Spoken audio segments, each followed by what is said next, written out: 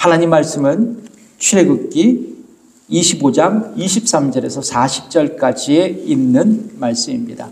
우리 다 함께 읽겠습니다. 너는 조각목으로 상을 만들되 장이 20규빗, 광이 1규빗, 고가 1규빗 반이 되게 하고 정금으로 싸고 주위에 금태를 두르고 그 사면에 손바닥 넓이만한 턱을 만들고 그 턱 주위에 금으로 태를 만들고 그것을 위하여 금고리 넷을 만들어 그 네 발 위 네 모퉁이에 달되 턱 곁에 달라. 이는 상 맬 채를 꿰을 곳이며 또 조각목으로 그 채를 만들고 금으로 써라. 상을 이것으로 맬 것이니라.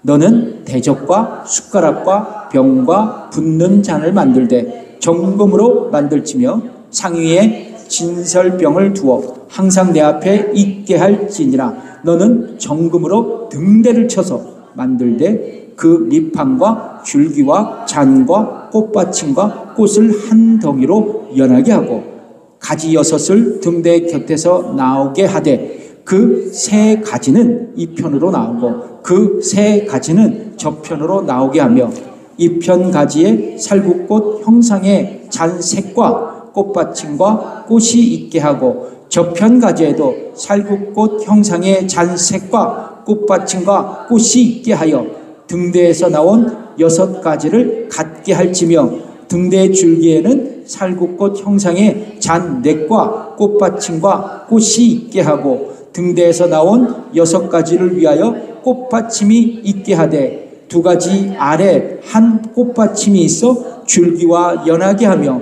또 2가지 아래 한 꽃받침이 있어 줄기와 연하게 하며 또 2가지 아래 한 꽃받침이 있어 줄기와 연하게 하고 그 꽃받침과 가지를 줄기와 연하게 하여 전부를 정금으로 쳐 만들고 등잔 7을 만들어 그 위에 두어 앞을 비추게 하며 그 불집게와 불똥 그릇도 정금으로 만들지니 등대와 이 모든 기구를 정금 1달란트로 만들되 너는 삼가 이 산에서 내게 보인 식양대로 할지니라. 아멘.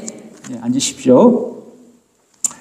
오늘 본문의 제목으로 말씀으로 하나님의 구출계획 21번째입니다. 말씀을 먹고 빛 가운데로 걸어가라 라는 제목으로 여러분과 함께 은혜를 나누고자 합니다. 성막의 동쪽 문으로 들어오시면 번제단과 물두멍이 있었습니다.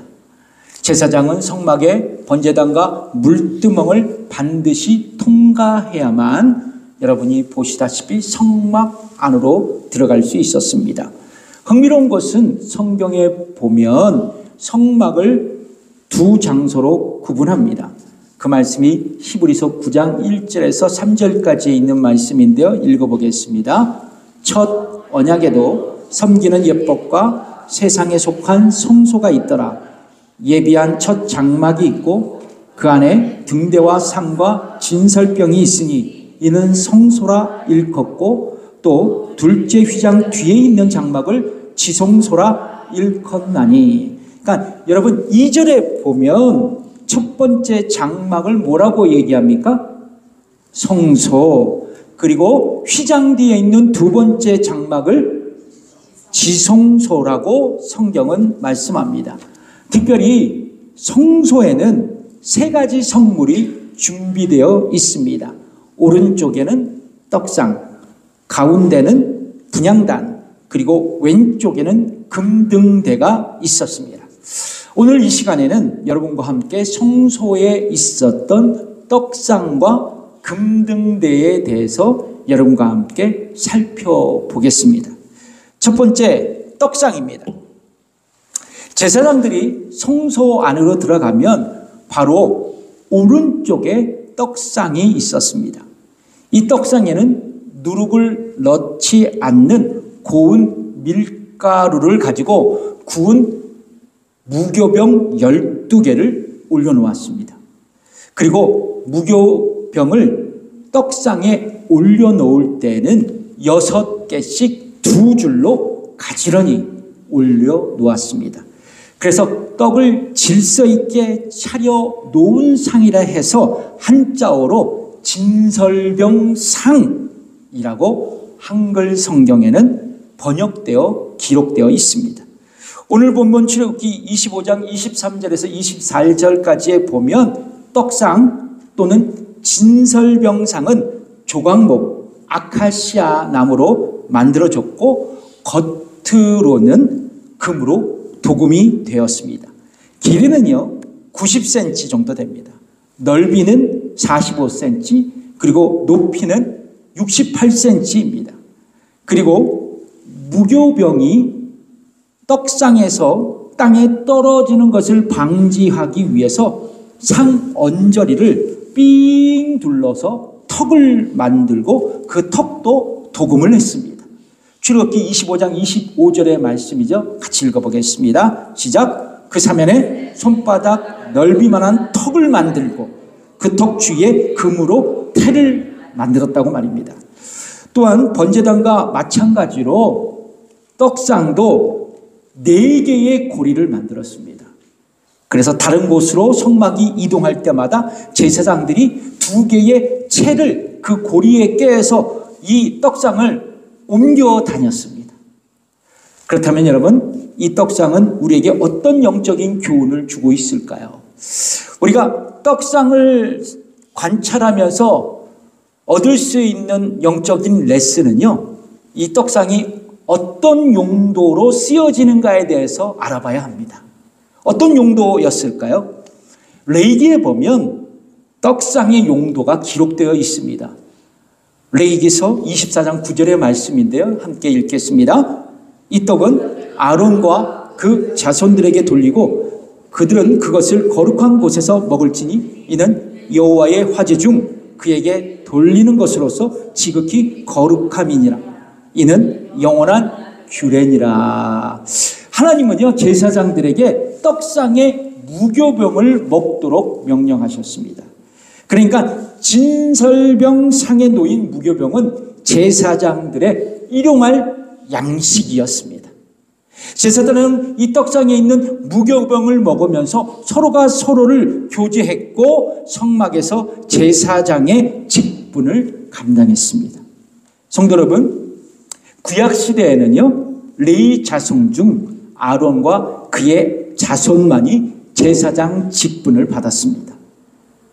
그러니까 특수한 계층의 사람만이 제사장이 될 수 있었습니다. 그런데 여러분, 신약시대에는 구원받은 모든 그리스도인을 제사장이라고 불렀습니다.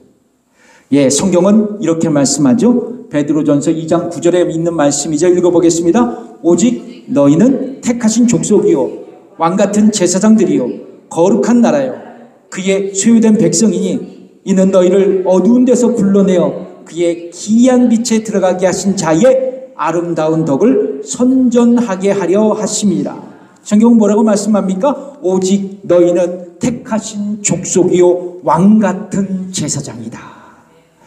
그렇습니다. 구약시대에는요 오직 제사장들만이 성소에 들어가서 예배를 드렸고 하나님을 만나는 특권을 가졌습니다. 자, 그런데 이스라엘 백성은 성소에 들어갈 수 없었어요. 예배도 드릴 수 없었습니다. 자동적으로 하나님께 나아갈 수도 없었어요. 그러나 여러분, 이제는 시대가 바뀌었습니다.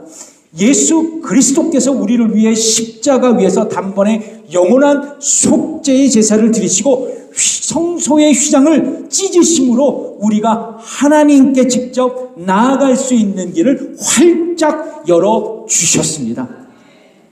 그러므로 오늘날 예수님을 믿는 그리고 구원받은 신자들은 왕같은 제사장이 되어서 예배당에 나아가 예배를 드리며 담대히 하나님 앞에 나아갈 수 있게 된 것입니다.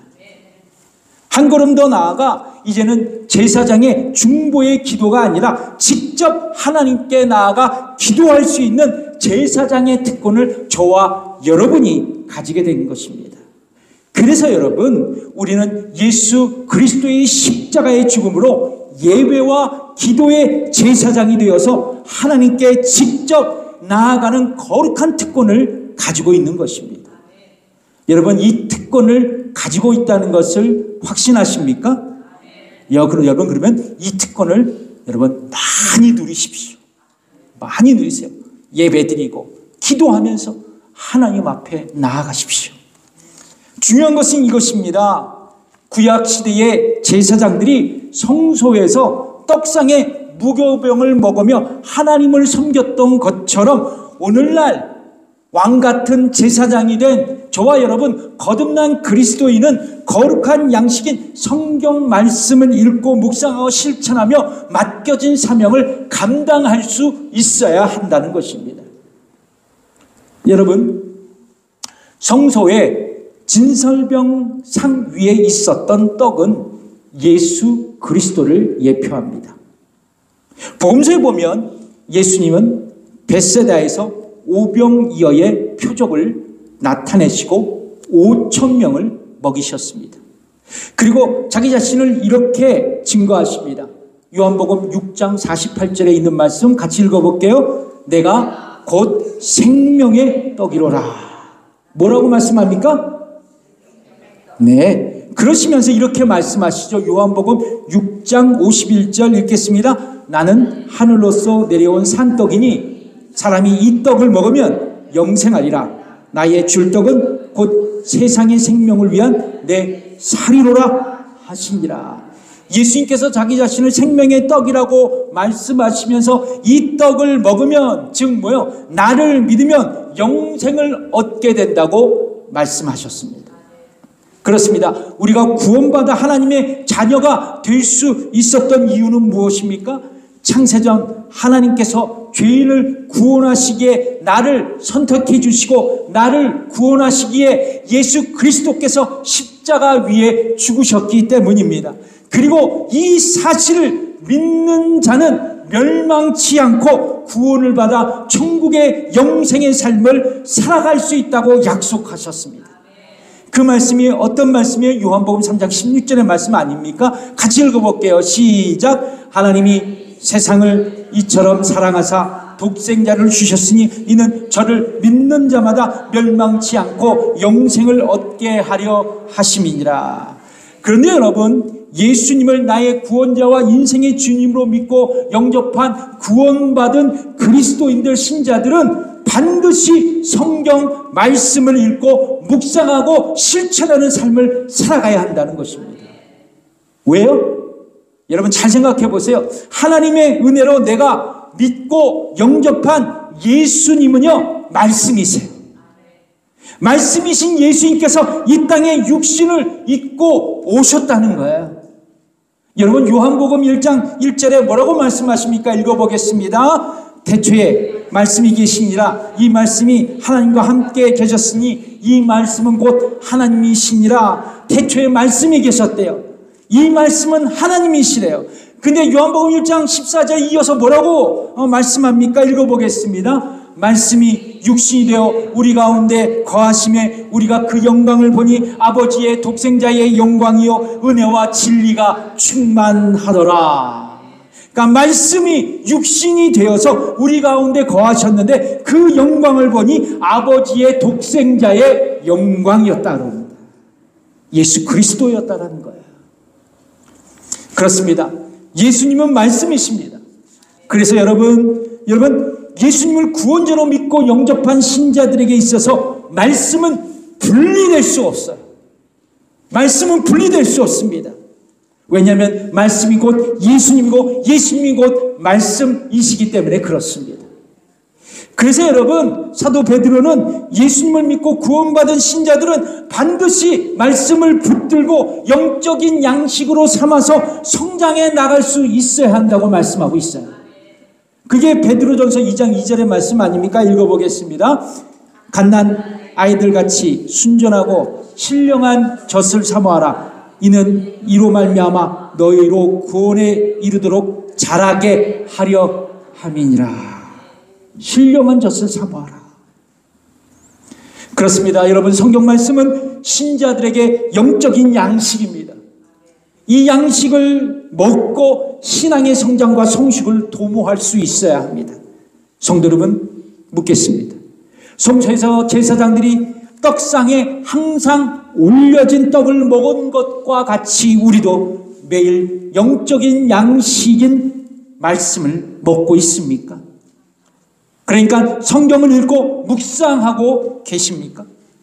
오늘 본문에 보면 하나님은 떡상에 항상 떡을 올려놓으라고 말씀하셨습니다.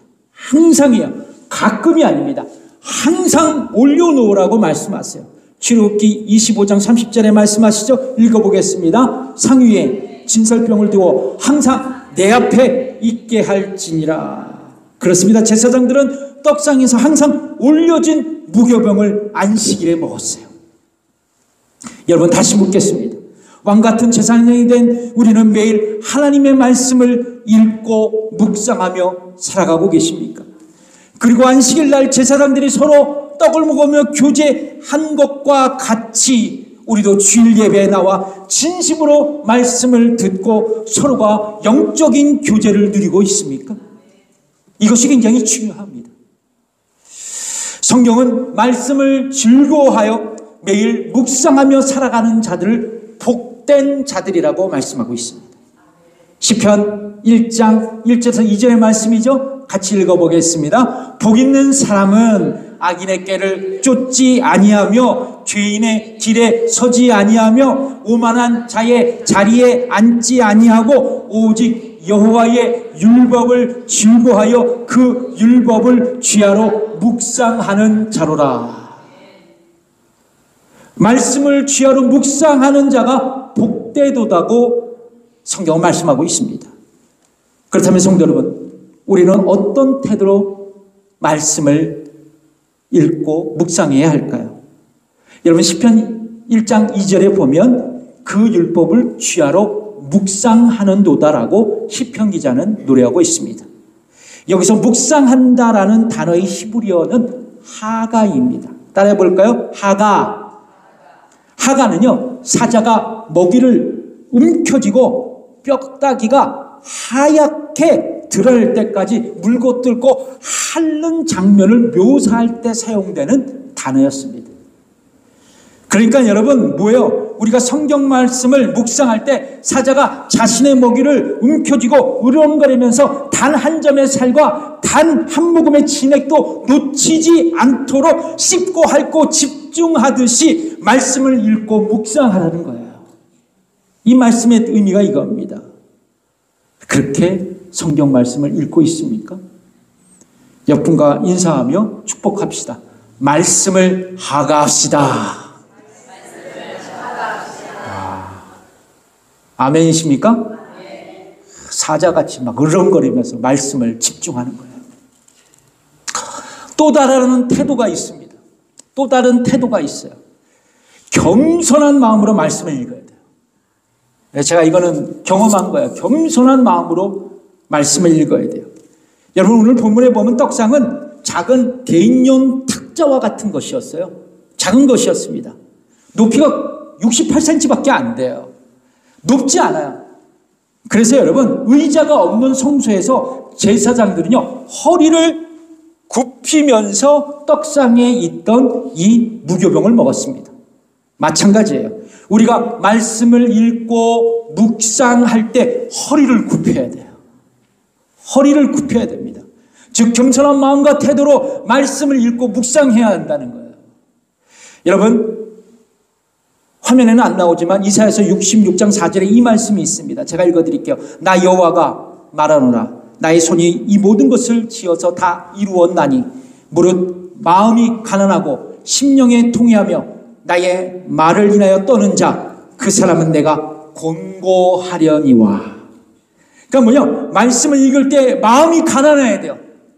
통회하고 떨리는 마음으로 말씀을 붙들어야 한다는 거예요. 여러분 믿으십니까? 왜냐고요? 하나님은 교만한 자를 대적하시되 겸손한 자에게 은혜를 주시기 때문에 그래요. 여러분, 야고보서 4장 6절 제가 그냥 읽어드릴게요. 화면에 안 나옵니다. 그러나 더욱 큰 은혜를 주시나니 그러므로 일렀으되 하나님이 교만한 자를 물리치시고 겸손한 자에게 은혜를 주신다 하였느니라. 여러분, 겸손한 마음으로 성경 말씀을 읽으면 하나님은 반드시 은혜를 부어주십니다. 그러면 어떤 은혜를 주시나? 이게 궁금하시잖아요. 여러분, 성경을 겸손한 마음으로 읽고 묵상하면 무엇보다도 나를 아는 은혜를 주십니다. 나를 아는 은혜를 주세요. 즉 내가 죽을 수밖에 없었던 죄인인 것을 알게 하십니다. 스스로 구원받을 수 없었던 존재임을 깨닫게 하셔서 더욱 하나님 앞에, 사람 앞에 겸손하게 낮아지게 하십니다. 그리고 내가 죄인이었지만 하나님의 은혜로 구원받았다는 그 진리를 깨닫고 나를 구원하신 하나님의 은혜에 감사하며 평생을 살아가게 하십니다. 그리고 내가 하나님의 자녀로서 세상에 선한 영향력을 미치며 살아갈 수 있도록 말씀을 통해 나를 가르치시고 나를 이끌어 주십니다. 그리고 내가 하나님의 뜻과 영광을 위해 무엇을 해야 할지 삶의 방향도 나에게 레슨해 주십니다. 여러분, 우리가 왜 하나님의 말씀을 매일 읽고 묵상해야 하나요? 바로 이런 이유가 아닐까요? 우리가 성경을 읽어야 할 가장 중요한 이유 뭐라고 했어요? 내가 죄인인 것을 아는 것, 그리고 하나님의 은혜로 내가 구원받았다는 것, 그리고 내가 구원받은 그 구원의 은혜에 감사하며 하나님의 뜻과 목적에 따라 살아가기 위해 성경을 읽는다는 것입니다. 그리고 나의 영적인 성장을 위해 말씀을 읽어야 돼요. 여러분, 하나님의 말씀을 붙들고 읽기를 원하십니까? 이 이유 때문에 우리는 읽어야 돼요. 그래야 하나님의 뜻과 목적에 따라 우리가 살아갈 수 있어요. 두 번째, 금등대입니다. 금등대. 성소에는 오른쪽에 떡상이 있고 그리고 왼쪽에는 바로 보시는 금등대가 있습니다. 이 금등대는 일종의 촛대였습니다. 하나님은 등대를 만들고 그 등대를 받칠 밑판도 만들고 등불을 밝힐 잔을 만들라고 주문하십니다. 그리고 등대의 한 가운데 기둥을 만들고 그 중심으로 좌우 3가지씩 등대의 가지를 만들라고 말씀합니다. 그러니까 등대는 몇 가지예요? 7가지로 만들어졌습니다. 그리고 이 7가지에는 7개의 가지에는 살구나무꽃 모양을 만들어 등대를 장식하라고 말씀하셨습니다. 특별히 이 등대는 도금된 게 아니었어요. 잘 기억하세요. 도금된 게 아니었습니다. 순금으로 만들어졌습니다. 그리고 그냥 순금으로 만든 게 아니라요, 단조 방식이에요. 제가 어렸을 때 저희 집에서 철공소를 했기 때문에 단조라는 걸 알아요. 단조 방법이 뭐냐면 순금을 갖고 망치로 두들겨 패서 그 금등대를 수공으로 만들라고 하나님은 명령하신 거예요. 그러니까 이 금등대는 하나님이 직접 고안하시고 인간의 손길로 만들어진 완전한 수공의 품이었습니다. 네, 럭셔리한 촛대예요, 이 촛대가. 그리고 이 금등대를 만들기 위해서 금 1달란트가 쓰여졌다고 성경은 기록하고 있습니다. 여러분, 오늘날 환산하자면 1달란트가 어떻게 되냐면 35kg이에요. 그리고 요즘 금 시세로 제가 계산해 봤어요. 그랬더니 262만 달러. 하나로 계산하면 35억 정도가 되더라고요. 이야, 35억짜리 200만 불이 넘는 촛대예요, 저 촛대가. 그렇다면 이 금등대는 우리에게 어떤 영적인 교훈을 줄까요? 우리가 이 영적인 교훈을 알기 위해서는 떡상과 마찬가지로 금등대가 어떤 용도로 쓰여진지를 우리가 알아야 돼요. 어떤 용도로 쓰여졌을까요? 여러분, 특별히 하나님께서 창문을 만들라고 말씀하시지 않았어요. 대신에 하나님은 금등대를 만들어서 어두운 성소 안에 빛으로 비치라고 조언하셨습니다. 창문을 만드셨으면 좋았을 텐데 굳이 촛대를 만들어서 안을 비추라는 거예요. 출애굽기 25장 37절 말씀 시작. 등잔 7을 만들어 그 위에 두어 앞을 비추게 하고 제사장들은 이 금등대의 불빛에 의존해서 성소 안에서 그들의 사명을 감당할 수 있었습니다. 여러분, 성소에 창문을 만들지 않으시고 금등대를 사용해서 성소의 어둠을 밝히신 것은 성막을 설계하신 하나님의 실수이고 또 소홀하게 지나쳐 버린 부분이 아닐까라고 우리는 생각할 수 있어요. 그런데 여러분, 하나님은 성막에 한 가닥 빛이라도 밖에서부터 안으로 들어오지 못하게 성막을 설계하신 것은 하나님의 기가 막힌 계획과 영적인 의도가 담겨 있었어요. 자, 여러분, 금등대의 가운데 기둥은 뭐냐? 예수 그리스도를 상징해요. 7개 중에서 가장 중앙에 있는 기둥. 그 양쪽으로 뻗어 있는 6개의 가지는 예수 그리스도를 믿고 구원받은 신자들을 상징합니다. 그렇습니다. 우리 모두는 예수님을 믿고 구원받아 하나님의 자녀가 되었어요. 이제는 우리는 그분의 지체가 되었습니다. 그러니까 포도나무이신 예수님께 붙어있는 포도나무 뭐가 됐어요? 뭐가 됐습니까? 포도나무에 뭐가 됐어요? 가지가 되었던 것이죠. 그렇습니다. 우리는 그리스도께서 창으로 찔려 상처받은 그 옆구리에서 나온 생명의 가지들이에요. 그리고 우리는 그분의 피로 말미암아 하나가 된 가지들입니다. 이제 우리는 포도나무이신 예수님께 붙어있는 신자들로서 열매를 맺어야 하는 것밖에 없어요. 예수님은 이렇게 말씀하시지 않았습니까? 요한복음 15장 5절의 말씀 읽겠습니다. 나는 포도나무요 너희는 가지니 저가 내 안에 내가 저 안에 있으면 이 사람은 과실을 많이 맺나니 나를 떠나서는 너희가 아무것도 할 수 없음이라. 그렇다면 우리는 포도나무의 가지로서 어떤 열매를 맺어야 할까? 요한복음 8장 12절에 보면 예수님은 자기 자신을 가리켜서 뭐라고 말씀하시냐면 나는 세상의 빛이다 라고 선언하십니다. 한번 읽어볼까요? 시작. 예수께서 또 일러 가라사대 나는 세상의 빛이니 나를 따르는 자는 어두움에 다니지 아니하고 생명의 빛을 얻으리라.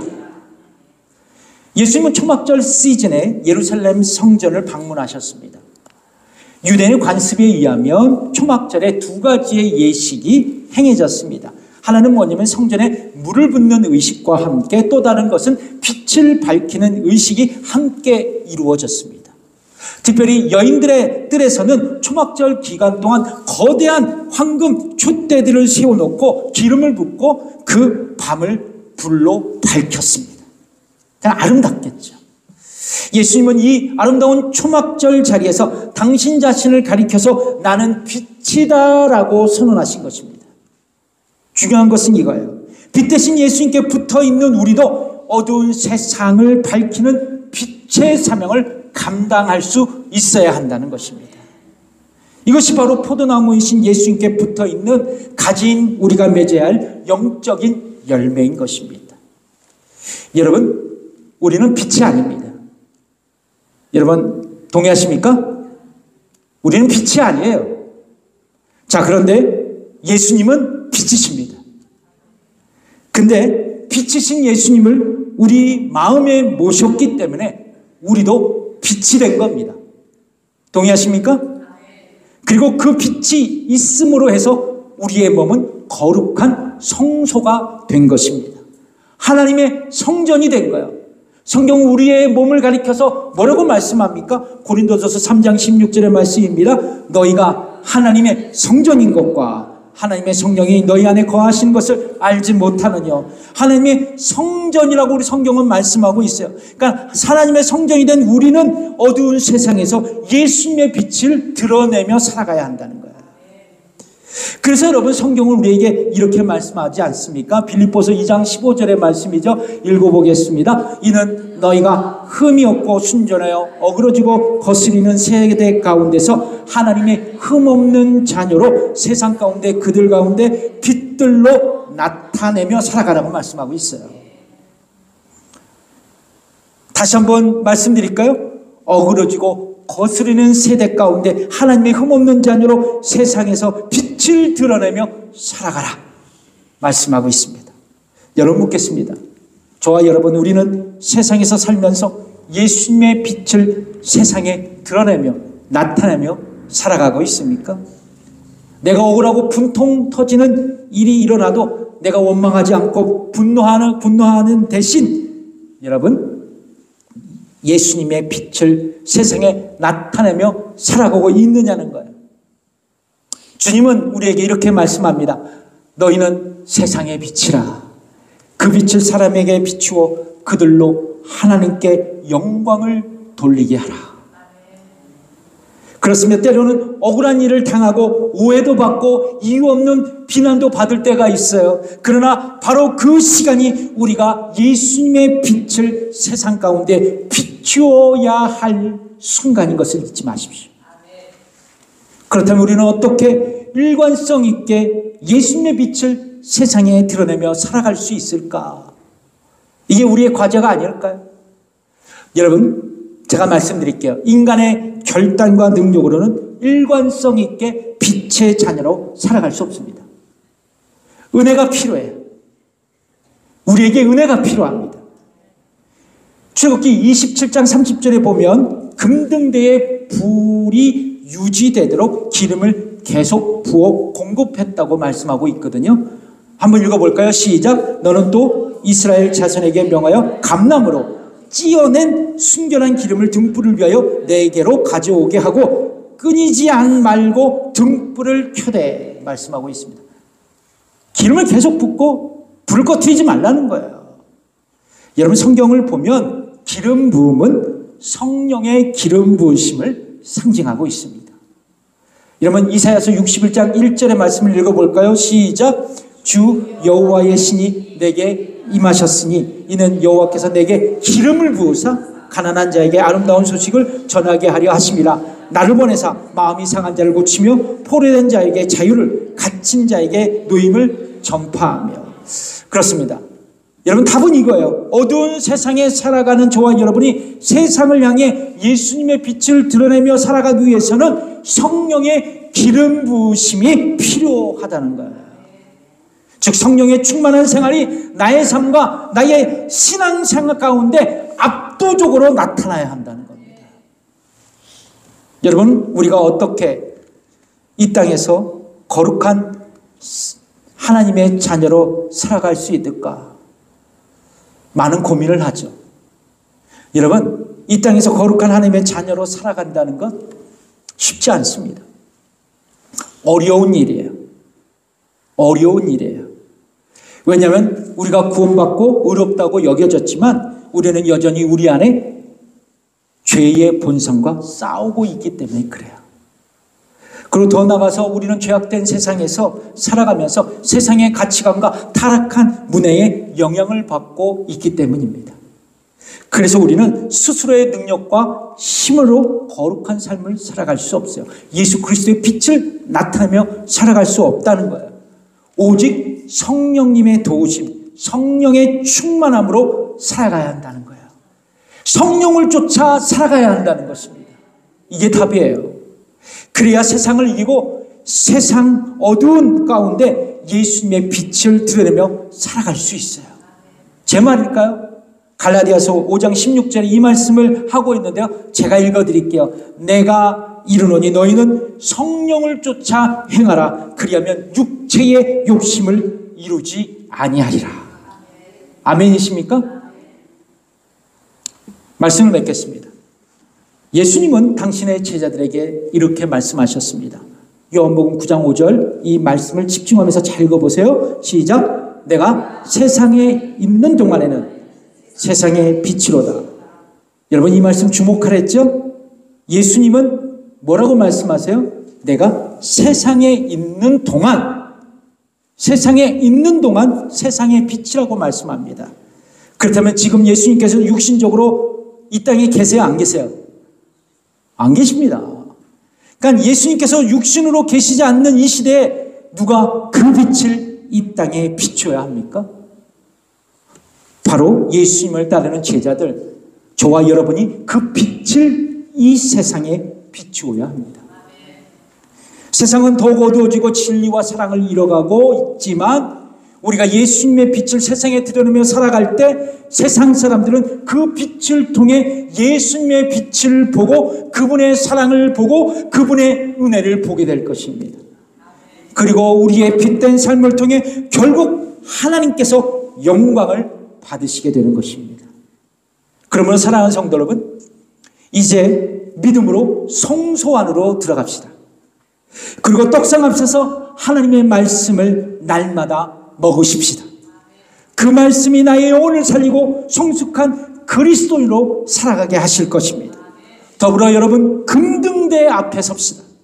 성령의 기름 부으심으로 성령 충만함을 받고 세상 속에서 예수님의 그 거룩한 빛을 드러내며 살아갑시다. 말씀이 끊어지지 않고 빛이 꺼지지 않는 삶, 그것이 오늘 우리에게 주시는 하나님의 부르심입니다. 여러분, 말씀을 먹고 성령 충만하여 세상에서 빛으로 살아가는 하나님의 거룩한 백성들, 오늘도 그러한 삶으로 세워지시기를 주님의 이름으로 축복합니다. 기도하겠습니다.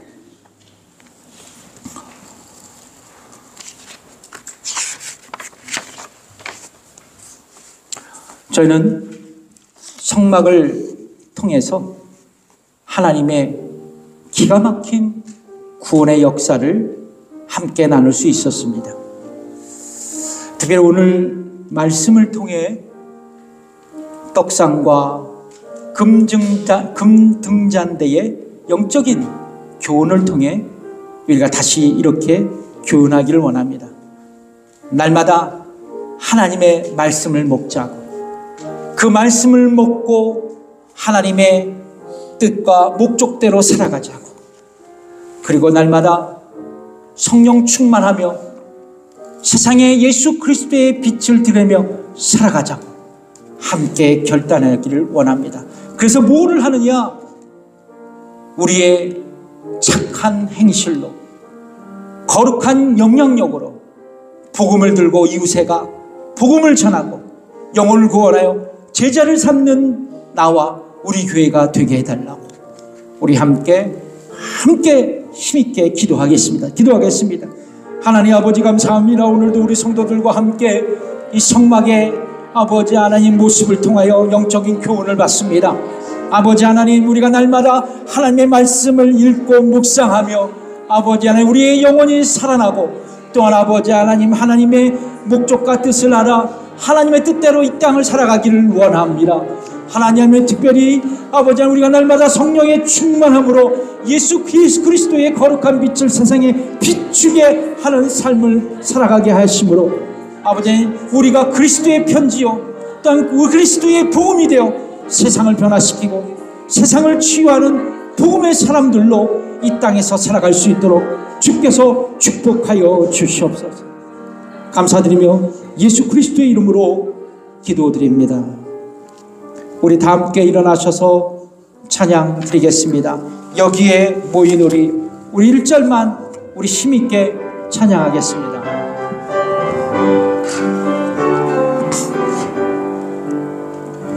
여기에 모인 우리 주의 은총 받은 자여라. 주께서 이 자리에 함께 계심을 아노라. 언제나 주님만을